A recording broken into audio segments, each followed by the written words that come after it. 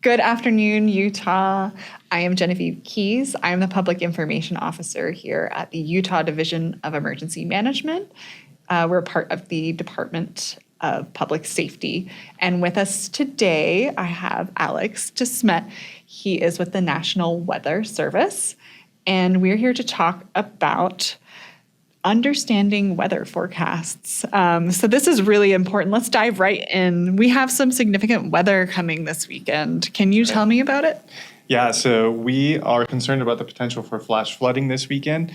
We're seeing the remnants of what was Hurricane Priscilla and all its associated moisture moving into Utah as early as today, and that moisture will be in place through Saturday night. That moisture will initially move into southern and eastern Utah today, but will spread across all of Utah by the time we get into Friday, Saturday, and Saturday night. Then we'll also see a cold front that'll move in from the northwest.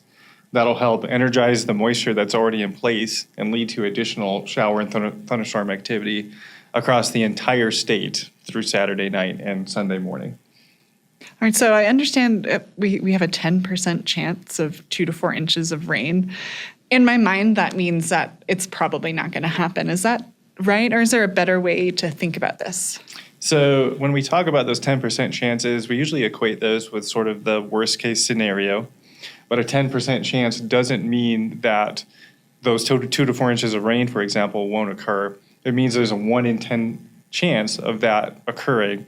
And actually, when we look back to the flooding that we experienced across Salt Lake County and Tooele County on Saturday, there was less than a 10% chance of those flooding rains actually happening. Oh, wow. So it sort of reinforces the idea that a 10% chance doesn't mean a 0% chance. And folks should still be prepared for those worst case scenarios. So let's talk a little more about some of these maps. So we have this first one here. Can you tell me about it? Yeah, so we're giving you the full range of possible outcomes here, starting with this map. This map is telling you to expect at least this much. And what we see here is nearly the entire state of Utah is covered by some shade of green, which means nearly the entire state of Utah is going to see rain from Thursday through Sunday morning. The darker the shading, the higher the forecast rainfall totals. So in this case, as you know, if we look over towards, let's say, portions of southwest Utah, we can see there where at least a half an inch, if not more, of rain is expected through Sunday morning. So we have a few maps to look at. Right. The second one here, is this a different probability? Yeah, so Okay. This is the 50th percentile, or what we mean by that is our official forecast. And as we start to get into those yellow colors there, that indicates higher rainfall amounts that are forecast, and especially those oranges. So as you see there across southeast Utah, that's where we're actually forecasting 2 inches of rain between Thursday and Sunday morning. Also around Zion, we had the Forsyth fire across southwest Utah last summer. So that is an area that's going to be prone to potential flash flooding. Really, any of the slot canyons, burn scars, normally dry washes across southern and eastern Utah will be at risk with this much rainfall. Okay, and then we have this third map here. I see we've got some different colors on here. These colors, are they indicating the severity or like how much rain we might get? Yeah. Okay. So that 10% chance that we alluded to earlier, we're showing you that here. So this is what we're expecting in terms of a worst case scenario or the high end amount, again, today through Sunday morning. And we can see a lot of yellow, orange, and even some reds on that map. Those reds are a worst case scenario of 3 inches. We can see that around Zion. We can see that over portions of southeast Utah. And even as we get into the Wasatch Front, Salt Lake County, Davis County, there's a worst case scenario of at least 1.5 inches of rain. And if this rain falls in a short amount of time, that has the potential to lead to flooding. Oh, so 3 inches of rain is a lot of rain. 3 inches of rain is a lot of rain. Even our monsoonal thunderstorms that typically cause flash flooding in the summertime don't produce that much rain. And actually, across our flood-prone locations across southern Utah, it only takes 1/4 to 1/2 inch of rain to cause flash flooding. Oh, wow. So that's why we're concerned when we have the potential for 3 inches of rain for lots of water, flash flooding across numerous areas, maybe even some areas that don't typically experience flash flooding. So if someone has plans this weekend, what should we be thinking about? We're wondering about our outdoor plans, hiking and camping. What should we do? Given the unprecedented nature of the rain that we're expecting over the weekend, we actually recommend that folks alter their plans and avoid the outdoors this weekend because of that high risk for flash flooding in our slot canyons, burn scars, normally dry washes. There is even a risk for rock slides, rock falls, and things of that nature near steep terrain. So that's another thing to be cognizant of. It's also hunting season, which brings folks outdoors. So given the risk of flooding, we recommend that folks make alternate plans for the weekend. So we have a flood watch right now? We do have a flood watch that's Okay. currently in effect right now, and for all the areas in green that you see there across southern, eastern, and central Utah. And what this means is that the ingredients are in place for flash flooding to potentially occur. Okay. And that is in effect through Saturday night for the locations that you see in green there. So I noticed you guys send out a lot of information. We have this third table, a flood potential rating. Can you tell me what that is and what it means for someone like me who might like to spend some time outdoors on the weekends? Absolutely. So this is a product that we issue twice a year during the flash flood season, so typically the late spring through early fall months.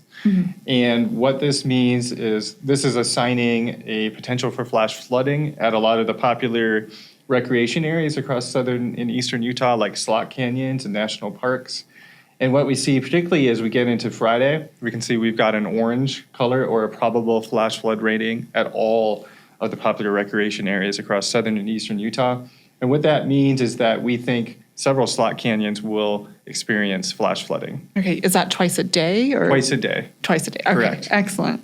And where can I find this table and this flood watch and these forecast maps? Sure. So this information can be found at our website, weather.gov/Salt Lake City. Excellent. And so folks get lost understanding what they're reading when they look at these maps. What does it mean when we see the 20% chance of rain? And can you tell me more about these colors that we see on the map?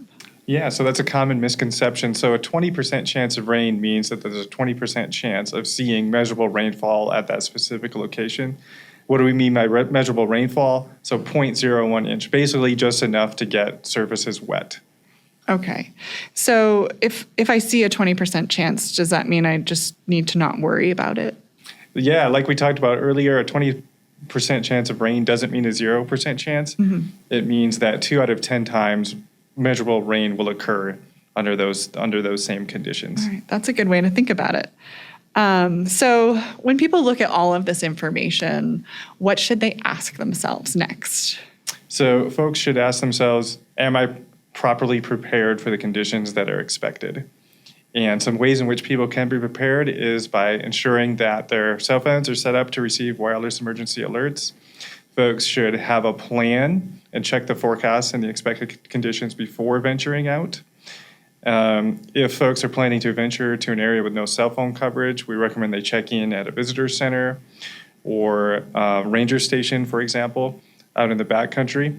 But we recommend that folks do avoid outdoor recreation for this particular weekend. Is there anything else that people should think about when we have a kind of a higher potential for flooding?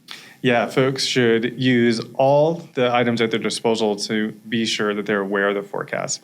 So that means checking weather.gov, checking with their local TV or media outlet, following emergency management pages, whether it be their local county or city emergency management social media pages, because on there the emergency managers, they will discuss plans specific to their community, whether it be evacuation routes, places to get sandbags, and those are good places to check as an event evolves because you can stay informed with the latest conditions in your community, whether it be road closures or shelter locations. We've been in contact with the emergency managers leading up to this event so that they're informed of all the possible forecast scenarios as well. Okay. What should someone do when we get a warning? Should we wait for more information, or what's the next step if I get a flash flood warning? Sure. So a warning means take action now. So a warning means that flash flooding is occurring or is about to occur. And so we always advise folks to turn around, don't drown, never drive through flooded roadways, and to seek higher ground to get out of those slot canyons and those other flood-prone locations as well. All right. So for this weekend, what do I actually need to do? So for this weekend, we advise that folks stay out of the outdoors and have an alternate plan in place if they're planning to recreate outdoors this weekend. There is, with that potential for flash flooding, we recommend that folks are prepared for any flash flooding.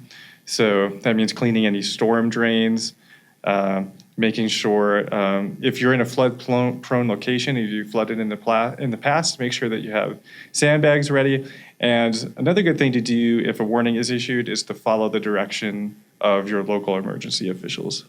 Excellent. Well, thank you so much for joining us today, and thank you so much for watching.